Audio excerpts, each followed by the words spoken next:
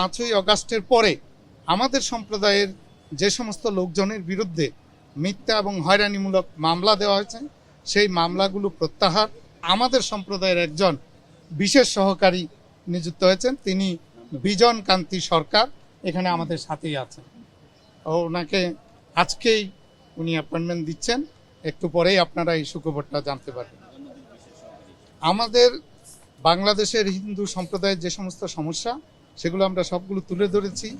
অর্পিত সম্পত্তি আইন, হিন্দু ধর্মীয় কল্যাণ ট্রাস্টের পরিবর্তে ফাউন্ডেশন করা, দেবোত্তর সম্পত্তি আইন করা, সংখ্যালঘু সুরক্ষা আইন, সংখ্যালঘু পৃথক মন্ত্রণালয়, সংখ্যালঘু কমিশন, দুর্গাপূজার ছুটি 3 দিন কমপক্ষে করা।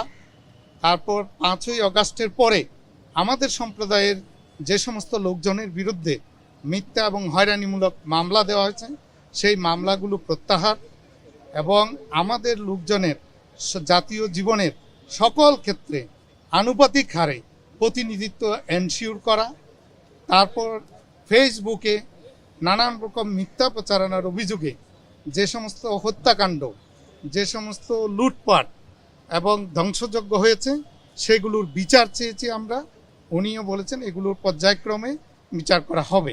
উনি প্রত্যেকটা বিষয়ে আমাদের ধৈর্য সহকারে শুনেছেন এবং প্রত্যেকটা বিষয় উনি অ্যাড্রেস করেছেন এবং বলেছেন পর্যায়ক্রমে এগুলো সমাধানের দিকে চেষ্টা করেন।